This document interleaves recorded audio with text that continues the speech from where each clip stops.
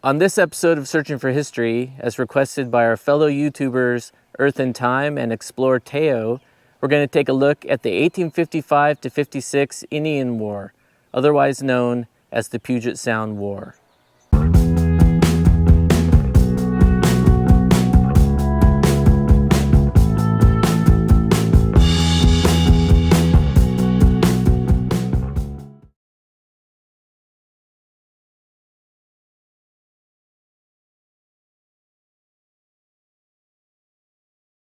And actually here, we're standing on what was the Doffelmeyer donation land claim. And during the Indian War, somewhere down there was the Doffelmeyer blockhouse.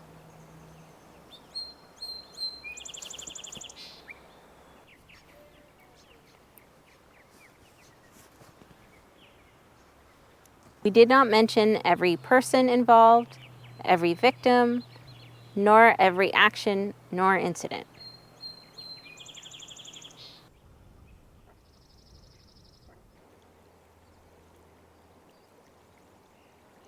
We are not claiming to be experts in these events. Our goal is to capture the essence of what happened. But if we get something wrong or we miss an important detail, please let us know in the comments below. That way, everyone can get a chance to learn more about this period in Washington State history.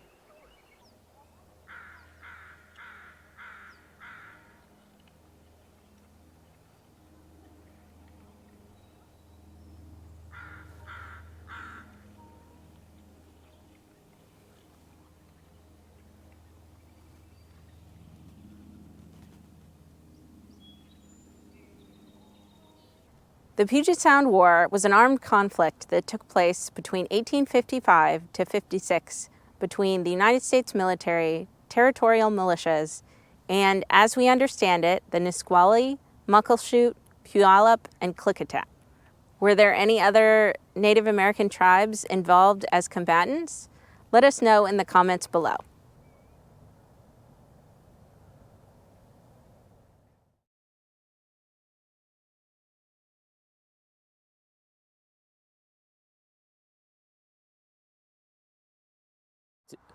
Although limited in its magnitude, territorial impact, and losses in terms of lives, the conflict is often remembered in connection with the 1856 Battle of Seattle and the execution of a central figure in the war, Nisqually Chief Leschi.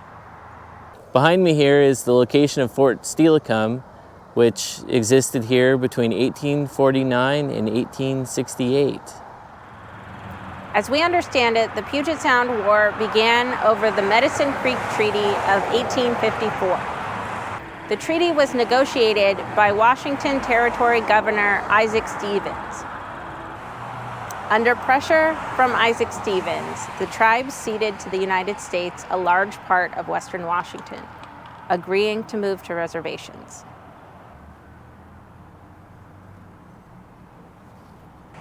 So this marker here, it commemorates the Medicine Creek Treaty of 1854, but the treaty signing didn't actually take place right here.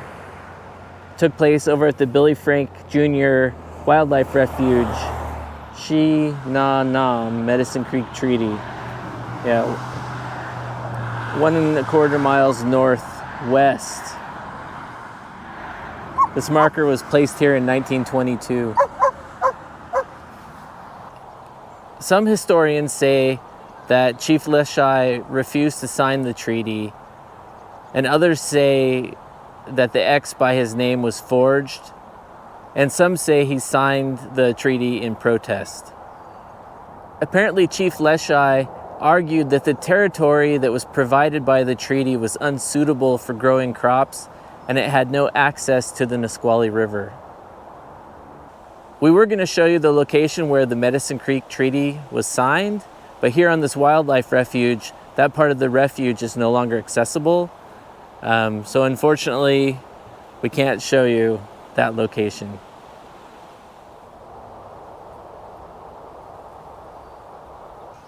The Nisqually, Squaxin, and Puyallup tribes' territory once spanned a large part of western Washington, But after the Medicine Creek Treaty, their territory became only a small area. We're at the Washington State History Museum, and we found out that they actually have the Medicine Creek Treaty inside. So we're gonna go take a look and see what it actually looks like, and if we can learn a little bit more about it. So come see it with us. So behind me here is the actual Medicine Creek Treaty. Well, and you just caught it because this is going away Yeah. first part of July. Right. It's going back where this is on loan to us from the Smithsonian. Right. Yeah.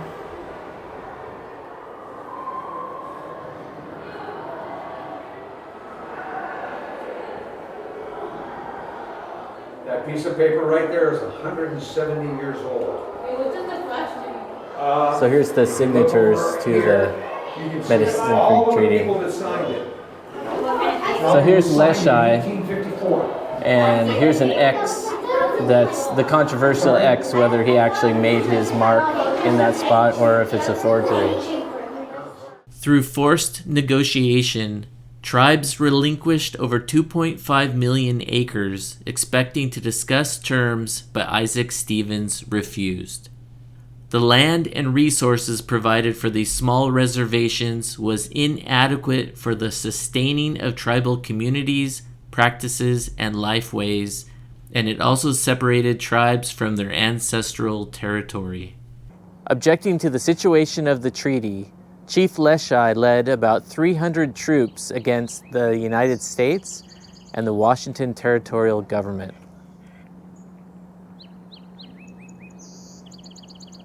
Isaac Stevens, fearing resistance to the treaty, secured territorial legislative approval for the creation of a volunteer militia. Eaton's Rangers, a detachment of citizen militia, were ordered to arrest Leschi. Fighting started in October of 1855 when Eaton's Rangers, a group of citizen militia under Captain Charles Eaton, clashed with Nisqually tribesmen. 2 militiamen, Joseph Miller and Abram Benton Moses, were killed. And I'm standing here at Fort Eaton.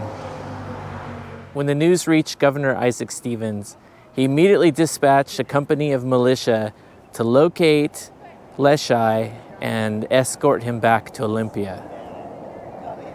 So behind me here is a historic marker of Isaac Stevens' governor's mansion, or the governor's home at the time.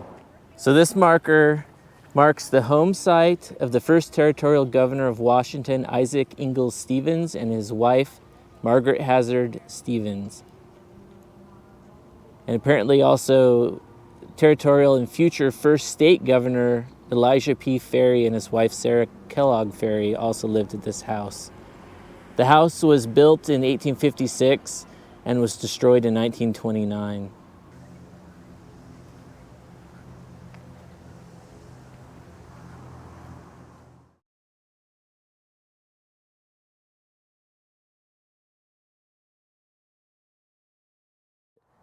Behind me here is the Lieutenant James B. McAllister Grave. On the 22nd of October, 1855, McAllister was elected lieutenant. Right after his election, the company of 19 men departed for the Puyallup River to find Chief Leschi. Not finding any Indians, the group continued on. Lieutenant McAllister requested permission to reconnoiter the military road leading towards the White River in the vicinity of Connell's Prairie. McAllister never returned. His body was found a few days later not far from the smoking ruins of the Connell house. So we have here Lieutenant James B. McAllister, Company 2 Puget Sound Volunteers, born in Kentucky in 1812, killed Indian War, October 27th, 1855. It's interesting. So here's the Masonic symbol here too. So apparently he was a Freemason. The settlers of Puget Sound built more than 60 blockhouses, as well as forts and stockades. This included Fort Hennis and Fort Eaton, and the Olympia Stockade that we've already made videos on, and also the Chambers Blockhouse and the Borst Blockhouse that you see behind me, as well as blockhouses throughout the rest of the Puget Sound region.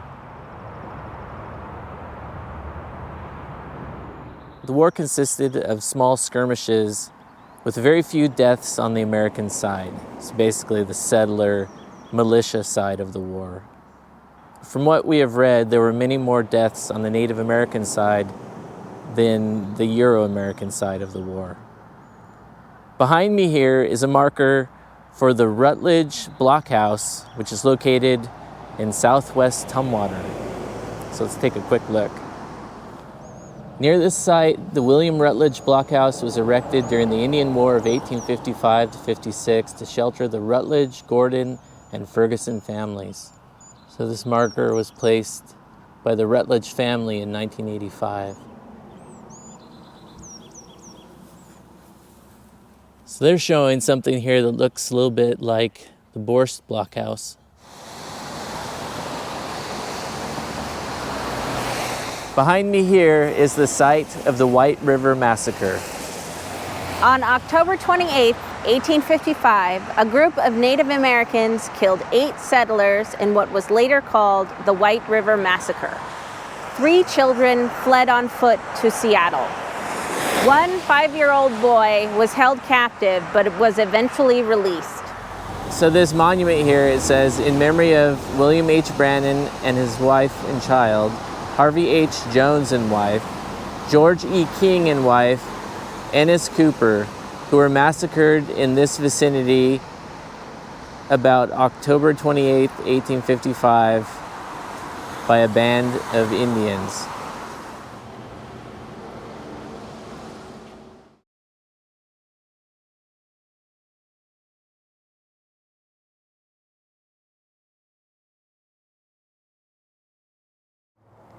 In his memoir, Ezra Meeker wrote that families were warned of the attack at White River by local tribal members ahead of time, which allowed some families to escape.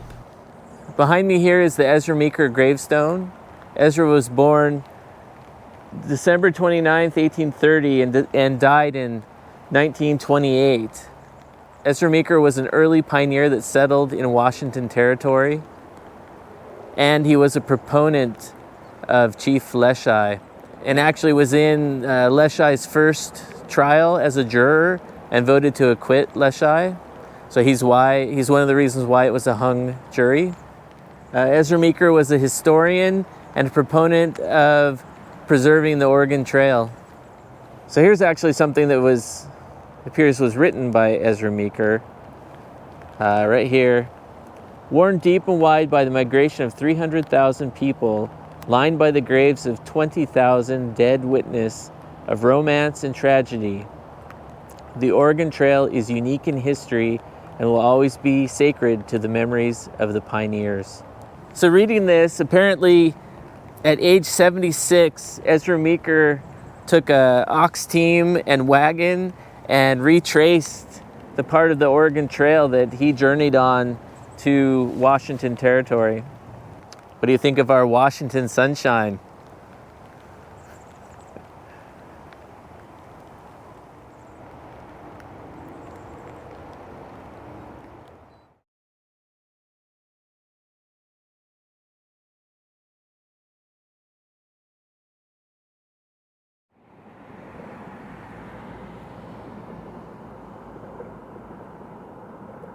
In response to the attack at White River, the Washington Territorial Militia captured thousands of Native Americans and placed them in an internment camp on Fox Island.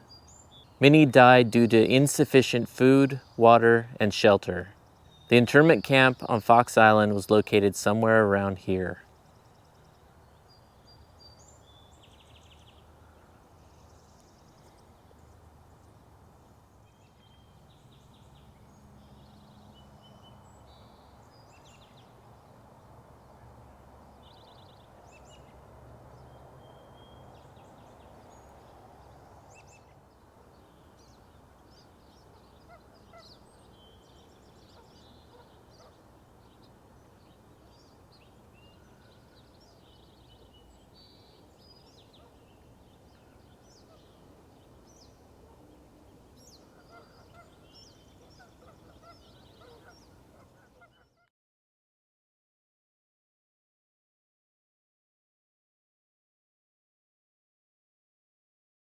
Well, I'm here in Arcadia, and behind me is Squaxin Island. So I've also heard that the Squaxin Island tribe and other tribes were sent to Squaxin Island behind me to an internment camp, and they were held there for 2 years.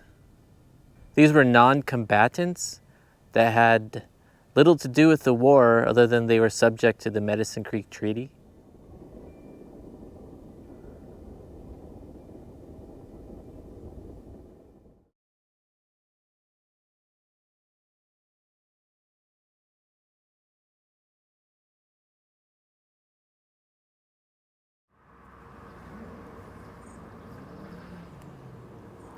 In 1853, 160 acres was granted to Reuben Ashford Finnell under the Donation Land Claim Act.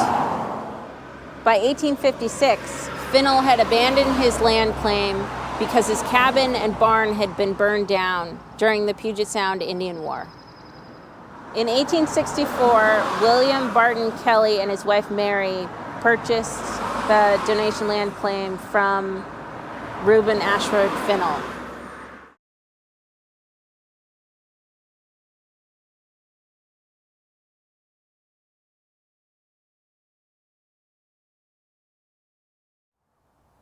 At some point during the war, somewhere around here, a William White was killed by Native Americans as he was walking home from church at Fort Eaton.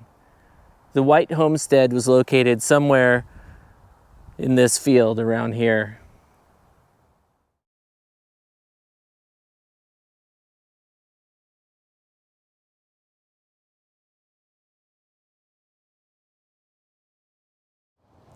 I'm standing on what was the Brannan's donation land claim. I'm assuming that's where Brannan's Prairie was. On December 4th, 1855, a detachment of Washington militia set up camp here. That night, they were surprised by a group of Puyallup, Nisqually, and Klickitat. 4 of the militiamen were killed. This is known as the Battle of Brannan's Prairie.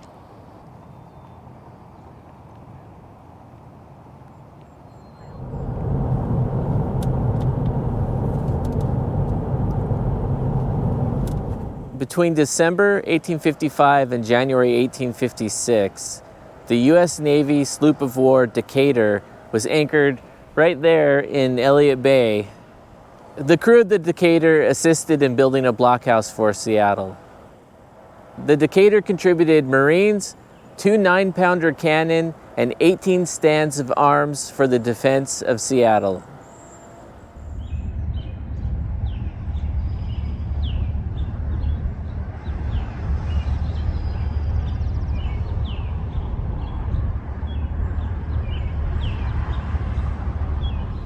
On the morning of January 26, 1856, after months of raids and clashes in western Washington, a Native American force attacked Seattle. After a day of fighting, the attackers were eventually driven off by artillery fire and by Marines from the Decatur. 2 settlers and an unknown number of the attacking Native Americans died in the one-day Battle of Seattle.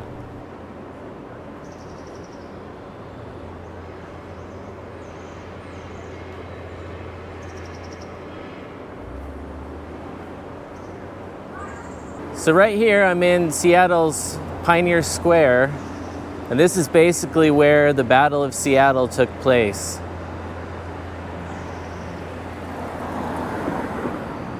There were 2 blockhouses in Seattle at the time,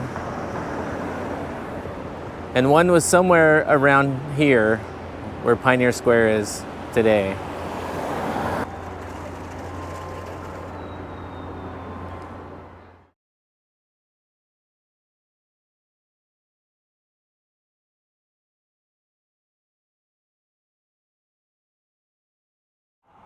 So right now we're in Yelm Prairie, just north of Yelm, Washington, and somewhere to the south, just behind me, is where Fort Stevens was located. On February 24th, 1856, a William North craft was hauling supplies from Fort Stevens to another fort when he was ambushed and killed by Indians.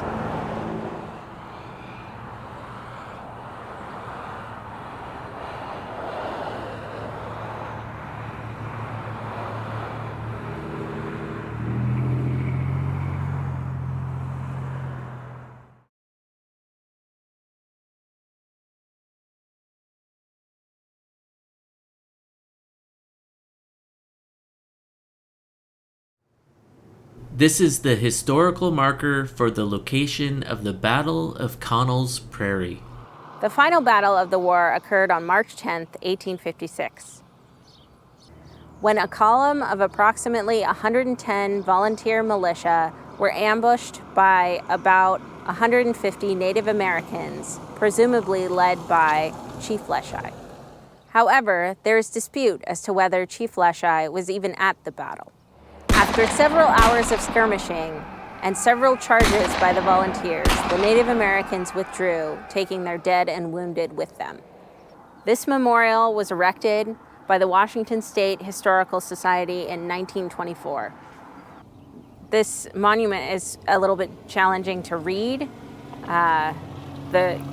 can still feel the carving in here, but the lettering is just faded away. But here at the bottom, I can see that Colonels Miles and Moses were killed.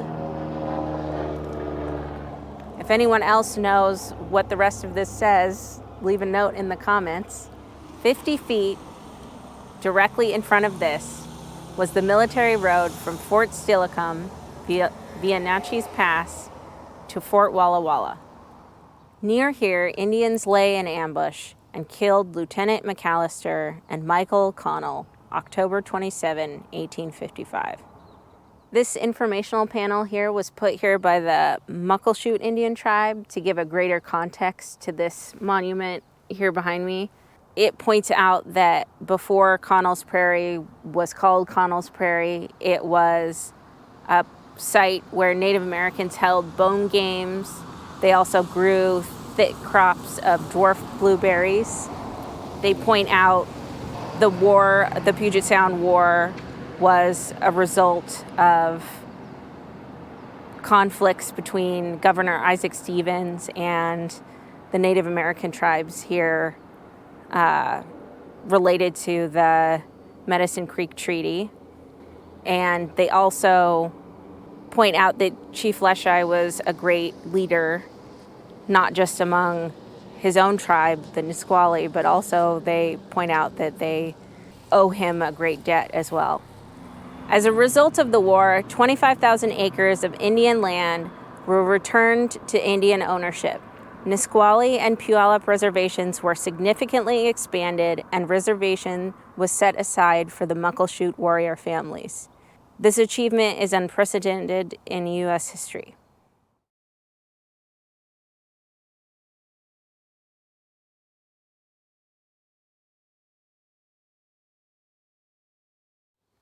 So right now we're at the Nisqually State Park, which is about an hour drive southeast of Olympia, Washington. The Nisqually State Park is next to Mashell Prairie. In late March 1856, what is known as the Mashell Massacre occurred. So on the Mashell Prairie, which is not far from here, just north of the confluence of the Mashell and the Nisqually rivers, a troop of Washington mounted rifles under the command of Captain Hamilton J.G. Maxon attacked and killed as many as 30 Indians. And these were non-combatants. So these were women, children, and elders. And this is known as the Mashell Massacre. So if we drive down the road that's near here, we'll get kind of close to that area. So I'll shoot a little bit of kind of video from the car. We already drove down there, and it's all no trespassing signs either side, so it's really hard to actually show what the prairie looks like, but maybe we can get a little bit just as we drive down the road.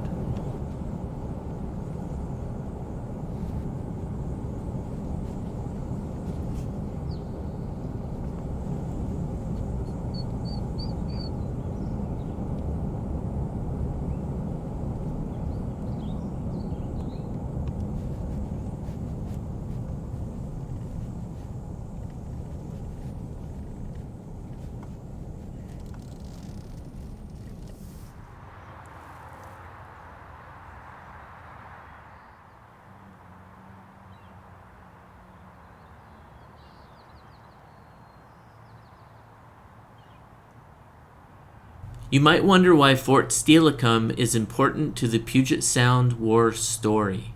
Well, Chief Leschi was held prisoner here while waiting for trial after his capture.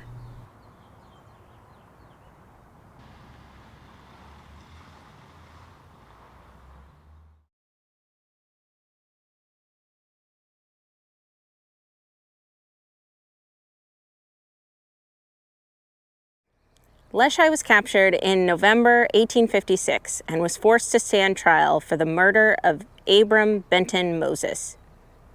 His first trial resulted in a hung jury because of the question of legitimacy of murder during wartime. The jury of 12 voted 10 in favor and 2 opposed to conviction. The trial took place at the First Pierce County Courthouse. There's a monument right here to the First Pierce County Courthouse, built here in 1859. It was razed in 1932.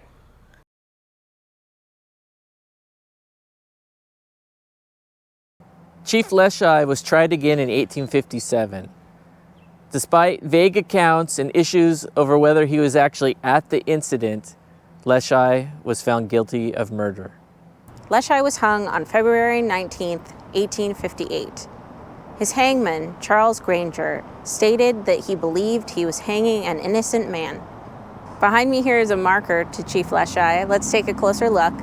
It says Chief Leschi was chief of the Nisqually, and that he was hanged 300 yards southeast of here, February 19th, 1858.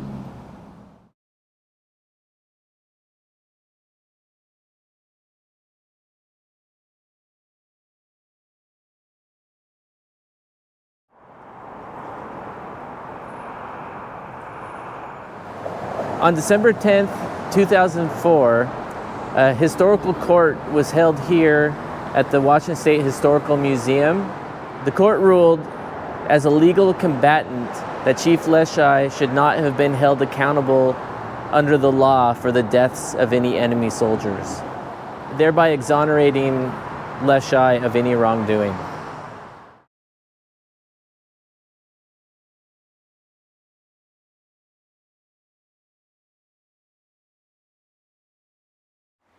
We thought we'd show you one final location. Somewhere in this field behind me was the Linklater blockhouse. This blockhouse was built to protect the ford where the military road crossed the Deschutes River. And the military road is still here today. The Puget Sound War wound down with the tribes relegated to their reservations. The treaties provided the tribes the right to fish in their accustomed territory. Territorial Governor Isaac Stevens' actions during the war resulted in a congressional investigation and President Pierce reprimanding Isaac Stevens. The President and the U.S. Congress blamed Stevens for the war, how he handled the treaties, and the location of the reservations. Under orders from President Pierce, Stevens renegotiated the treaties with the Nisqually and the Puyallup, and the location of their reservations were changed. I think this was quite rare in the West in these kind of circumstances, so this is unique that the Indian War ended with a somewhat positive outcome for the tribes involved. The Puget Sound Treaty War ended with the renegotiation of the Medicine Creek Treaty at the Fox Island Council in August 1856. The Puyallup, Nisqually, and Squaxin Island reservations created by the original treaty were expanded and or relocated. An additional reservation for the Muckleshoot tribe was created. So, Erin, what do you think about what we've learned about the Puget Sound War? Well, I did know about the wider history, the context of the conflict between Native peoples and the settlers in the West, but it really put things into a more specific context, learning about the Puget Sound War, learning about specific people and specific events.